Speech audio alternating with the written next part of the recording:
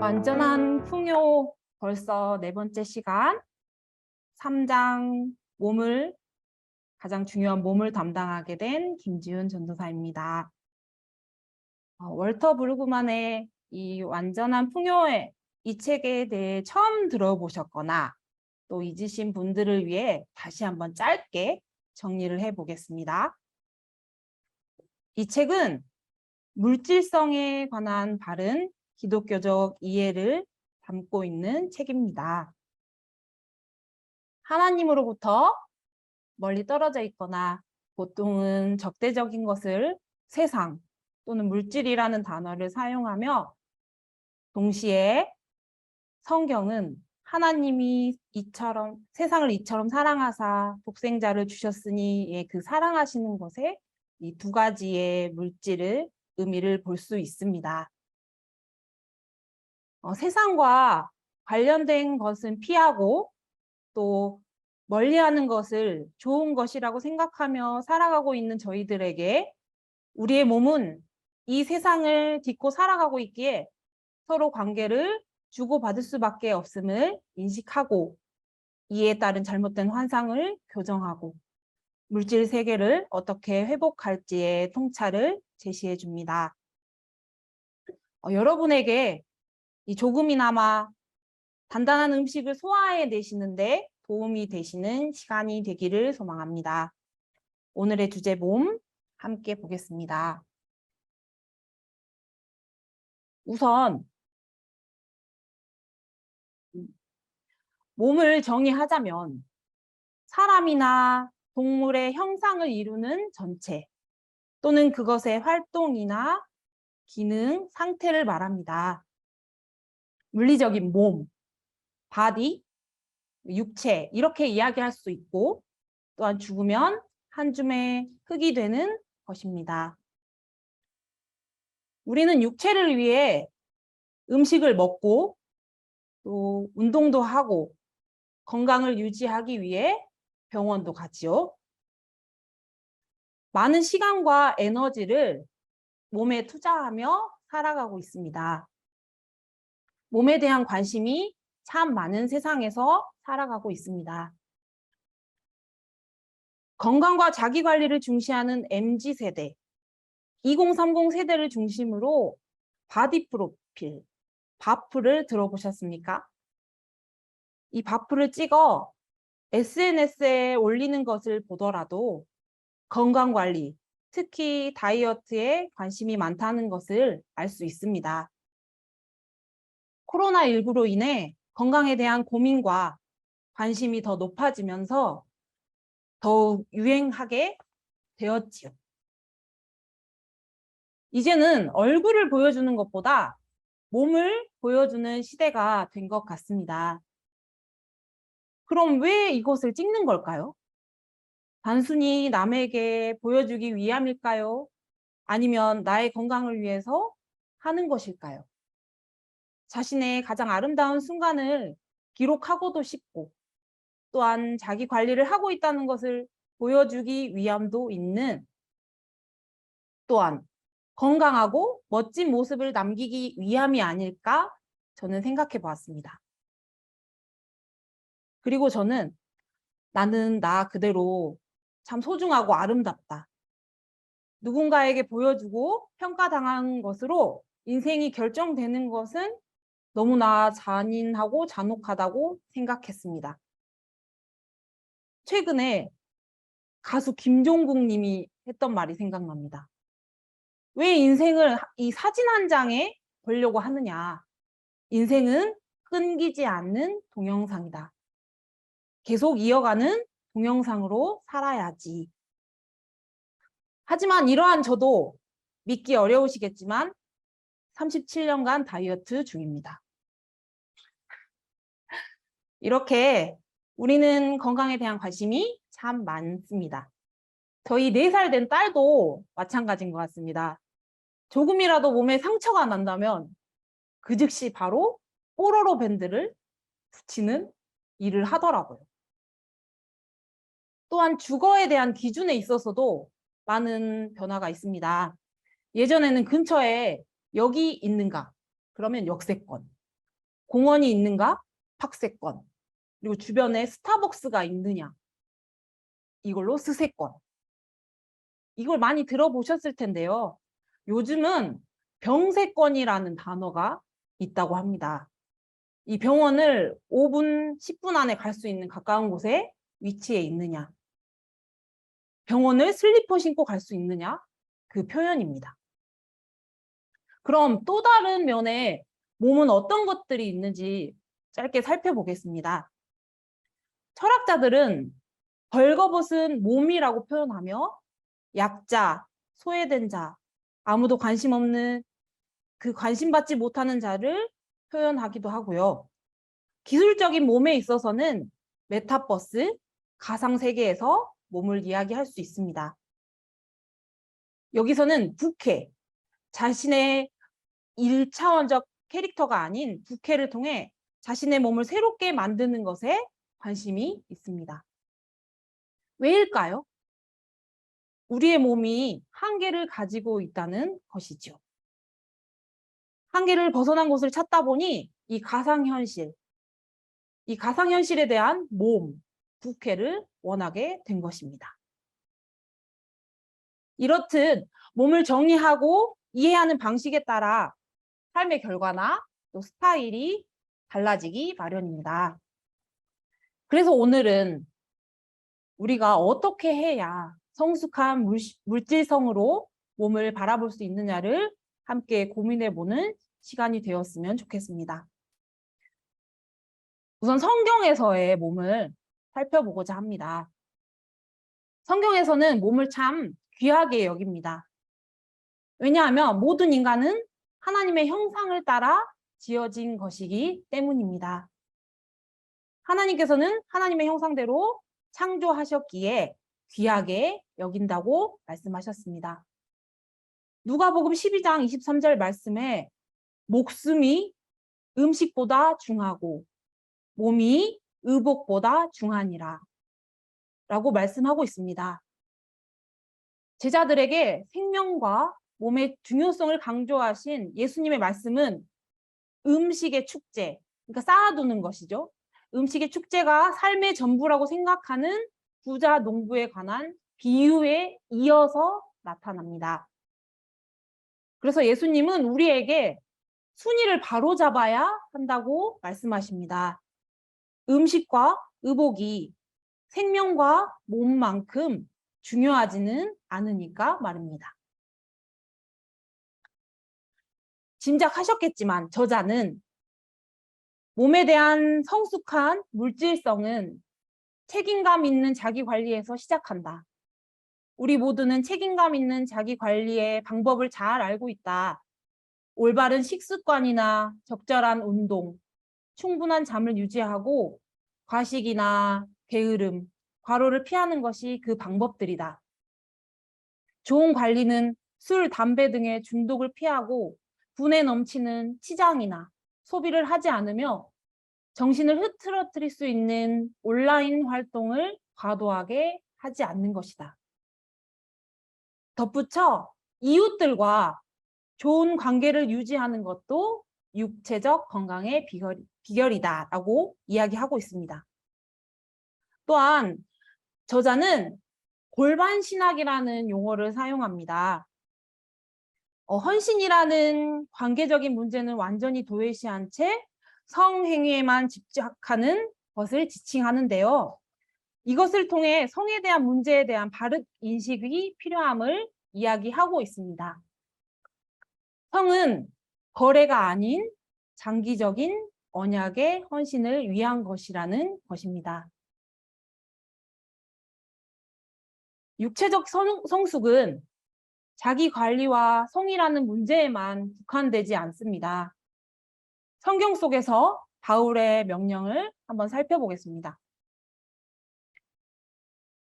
로마서 12장 1절 말씀입니다. 그러므로 형제들아 내가 하나님의 모든 자비하심으로 너희를 권하노니 너희 몸을 하나님이 기뻐하시는 산 제물로 드리라. 이는 너희가 드릴 영적 예배니라. 하나님께서는 이 받으실 만한 제물로 이 성전 예배의 비유를 사용하고 있습니다. 우리의 몸을 하나님이 기뻐하시는 산 제물로 드리라는 것입니다. 어떻게 드려야 할까요? 구약 시대의 제사 중에 하나인 번제에 대해서 예를 들어보겠습니다. 이 번제는 키우는 가축 중 우리가 가진 것, 그러니까 가장 귀한 것, 흠 없는 것, 구별되고 결함이 없는 것을 바침으로써 우리의 모든 것을 하나님의 뜻에 맡긴다고 고백하는 것이었습니다. 그러므로 산 제물이 된다는 것은 하나님의 뜻에 자신의 전부를 내맡기는 것입니다.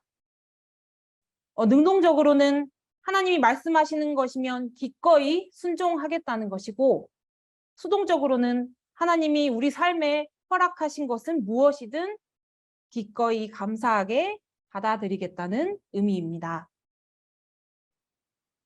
이 제물의 전통을 너희 몸으로 확장하며 합당한 몸의 제사를 드리기를 이야기하고 있으며, 그리고 하나님의 말씀대로 살아가는 습관과 모습이 바로 예배자의 자격이라는 것입니다. 그러므로 너희 몸을 하나님이 기뻐하시는 산 제물로 드리라. 거룩한 산 제물로 드리는 일은 몸과 영혼이 변화를 받고 몸으로 분별을 하는 것, 그리고 행위의 변화를 꾀하는 것입니다. 몸에 대한 성숙한 물질성은 새로운 체제에 적합한 새로운 행동을 갖추는 것을 포함하고 있습니다. 예를 들면 구체적으로 한번 알아보겠습니다. 이것은 로마서 12장에 있는 말씀입니다. 8절에 베품과 부지런함과 연민과 즐거움, 9절에 진정한 사랑, 그리고 10절 서로를 향한 애정, 그리고 12절에 소망, 인내, 그리고 기도의 열심, 13절에 환대, 그리고 16절에 조화로운 삶, 낮은 자들과의 어울림, 그리고 18절은 남들과의 화목, 19절은 복수하지 않기, 그리고 20절에 적에 대한 베품으로 이루어져 있습니다. 이것은 오늘날 세상의 관행들과 상반된 육체적 희생의 행위들입니다. 이 바울이 말한 하나님의 은혜에 깊이 뿌리를 내린 이들은 세상의 길과 철저히 배치되는 행동들을 지극히 당연한 것으로 여깁니다. 그래서 이 성숙한 몸은 세상과 다르게 사용되어야 합니다. 그러므로 하나님께 몸의 제물로 드리는 것은 하나님의 은혜로우심이라는 이 세상과의 완전히 다른 윤리에 따라 이웃에게 은혜롭게 대하는 것을 의미합니다. 몸의 제물은 교회에서 세례를 통해 상징적으로 보여주는 것처럼 자신을 새롭게 하는 것을 의미합니다. 에베소서 4장 22절에서 24절의 말씀에서 이 세례 때 새 옷을 입는 것처럼 이 새 사람을 입는 비유를 사용하고 있습니다. 그리고 또한 새 사람은 옛 사람의 방식을 버립니다. 에베소서 4장 32절의 말씀. 서로 친절하게 하며 불쌍히 여기며 서로를 용서하기를 하나님이 그리스도 안에서 너희를 용서하심과 같이 하라. 그래서 새 사람은 이것과 같은 명령을 온전히 따를 수 있습니다. 그리고 갈라디아서는 옛 사람과 새 사람을 육체의 일, 그리고 성령의 열매, 이렇게 표현합니다. 그러니까 옛 사람을 육체의 일, 그리고 새 사람을 성령의 열매로 표현합니다. 오직 성령의 열매는 사랑과 희락과 화평과 오래 참음과 자비와 양선과 충성과 온유와 절제니 이 같은 것을 금지할 법이 없느니라. 그래서 바울은 이렇게 정리합니다. 새 삶을 다음과 같이 정리하는데요. 이 말씀은 갈라디아서 5장 14절 말씀, 그리고 6장 2절의 말씀에 나와 있습니다. 온 율법은 내 이웃 사랑하기를 내 자신같이 하라 하신 한 말씀에서 이루어졌나니 너희가 짐을 서로 지라. 그리하여 그리스도의 법을 성취하라. 아멘. 그러므로 영적 예배를 드리는 몸은 이웃의 안녕에 바쳐진 몸입니다. 따라서 성숙한 몸은 자신만을 위해서 사는 그 옛 몸과 대조를 이루며 성숙한 몸이 자신만을 위한 것이 아니라고 이해하면 이 자기 관리와 성을 대하는 태도가 달라지게 됩니다. 그러므로 성숙한 물질성은 자기 집착에서 벗어나 자신을 정치적 몸의 일부로 봅니다. 여기서 정치적 몸이란 공동의 삶, 그리고 공동의 경제, 그리고 공동의 법과 정책으로 이루어진 영역입니다. 그래서 성숙한 몸은 책임감 있는 시민으로서의 그 영역에 참여해야 합니다.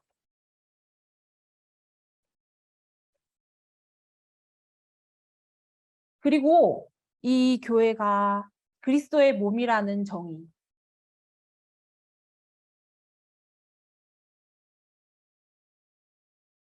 이 정의는 신약 곳곳에서 발견되는 개념입니다. 로마서 12장 5절 말씀, 그리고 에베소서 1장 22절에서 23절의 말씀. 제가 22절, 23절의 말씀을 읽어드리겠습니다. 또 만물을 그 발 아래 복종하게 하시고 그를 만물 위에 교회의 머리로 삼으셨느니라. 교회는 그의 몸이니 만물 안에서 만물을 충만하게 하시는 이의 충만함이니라. 몸의 비유는 믿는 자들의 공동체가 다양한 부분들로 이루어진 살아있는 유기체임을 시사하고 있습니다. 이 부분들이 서로 연결되어 하나의 이 생명체를 이루는 것이죠. 성경 속 몸의 비유를 통해 신앙은 오로지 나와 예수님 사이의 문제라고 말하는 이 오류에 빠지지 않게 도와줍니다. 그리스도의 몸의 비유는 다소 연약한 지체들을 포함한 모든 지체가 머리의 명령에 따라 움직이는 온전한 기능을 중요시 여긴다는 뜻입니다. 이는 우리가 서로에게 속하였다는 의미입니다. 이 성경의 여러 편지에서 나타나는 몸에 대한 표현은 서로 연결되고 서로 의존하며 서로에게 사랑 안에서 참된 것을 말해줄 수 있는 지체들의 집합이라는 교회의 특징을 말해주고 있습니다. 오직 사랑 안에서 참된 것을 하여 범사에 그에게까지 자랄지라. 그는 머리니 곧 그리스도시라. 우리는 8월 한 달간 담임 목사님을 통해서 교회에 대한 바른 이해를 배우고 있습니다. 저 또한 다이어리에 적어가며 기록하고 다시 한번 곱씹고 기억하기 위해 애쓰고 있습니다. 특히 이번 주일 말씀은 저에게 많은 은혜가 되고 도움이 되었습니다. 갈라디아서 6장 11절에서 18절 말씀이었죠. 교회는 그리스도의 몸이다. 교회는 다시 한번 읽어드리겠습니다. 교회는 그의 몸이니 만물 안에서 만물을 충만하게 하시는 이의 충만함이니라. 십자가에서 보여주신 그 예수님의 흔적을 보여주고, 그리고 사랑과 은총과 평화와 정의와 그 죽기까지 그 감당해내신 흔적을 지닌 교회. 그리고 그 교회가 되어가는 일. 하나님의 뜻을 품고 있느냐? 그 뜻에 따라 살아가며 그 증거가 교회 안에 있는가에 대한 초점을 두고 노력하는 교회인가. 그래서 저희들도 이러한 참된 교회를 위해 함께 노력해야 하겠습니다.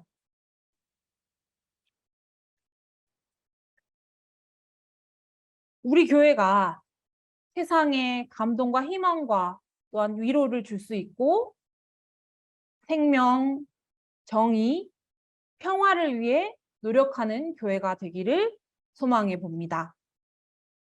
아멘. 몸은 그리스도의 일에 전적으로 헌신하고 그리고 그리스도에게 의존하며 그리스도에 의해 지탱됩니다. 디트레이 보네퍼는 이렇게 묻습니다. 우리를 위해 이 모든 일을 해주신 그리스도의 몸에 어떻게 참여할 수 있는가? 답은 그분 몸의 두 성례, 즉 세례와 성찬을 통해서이다.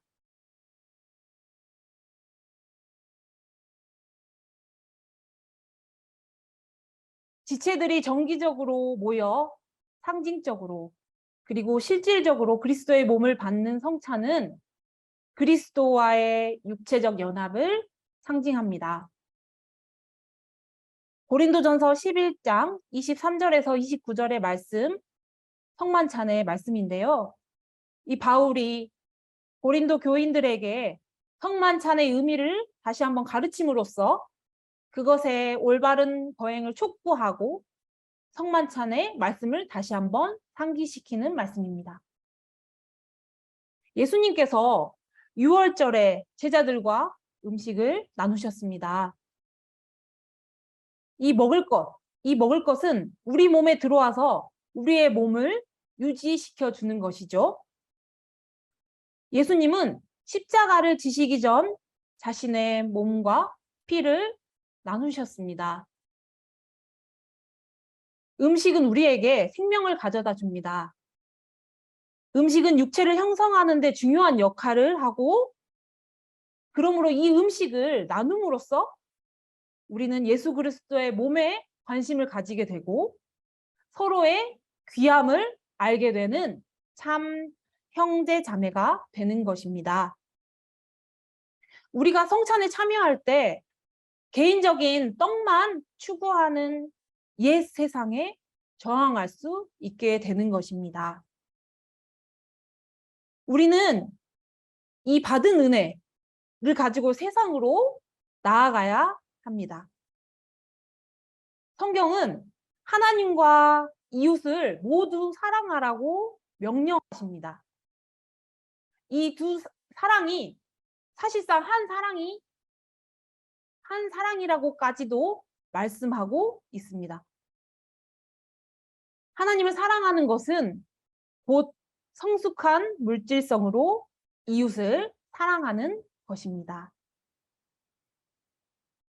선한 영향력을 끼치는 삶으로 이웃에 대해 공의, 정의, 은총, 긍휼, 그리고 진실을 실천해야 합니다.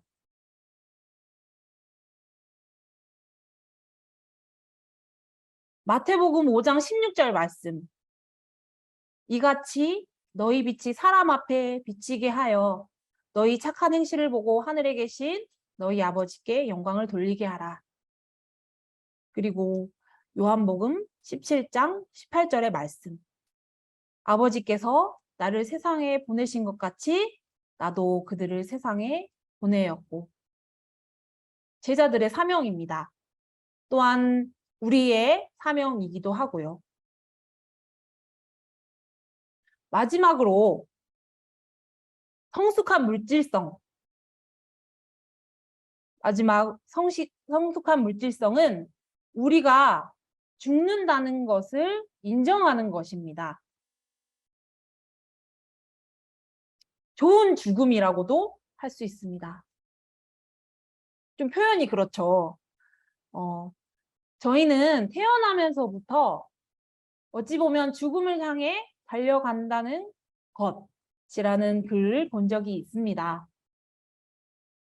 우리는 사실상 젊음을 숭배하는 세상에서 살고 있습니다. 나이보다 더 젊어 보인다는 것 칭찬이죠.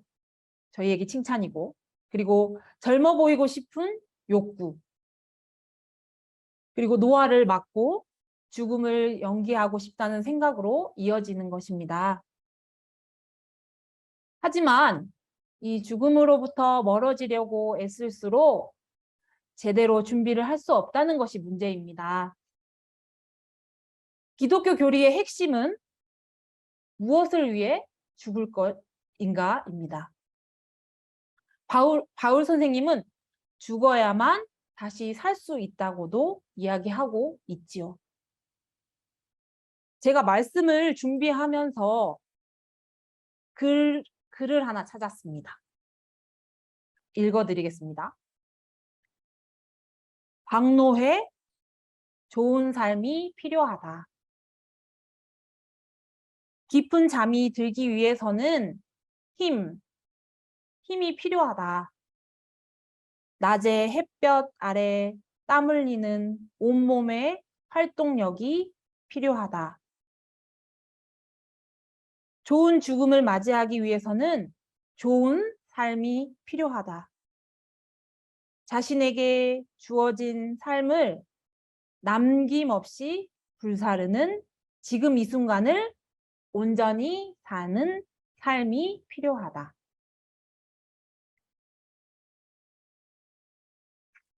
괜찮지 않습니까, 되게? 저는 이렇게 마무리를 하고 싶습니다. 따로 또 같이. 제가 좋아하는 말이기도 하고요. 우리가 잊지 말아야 할 단어인 것 같습니다. 우리는 각자 움직이는 교회. 아까 제가 선곡한 찬양인데요. 우리는 각자 작은 교회임을 잊지 않고 살아가셨으면 좋겠습니다.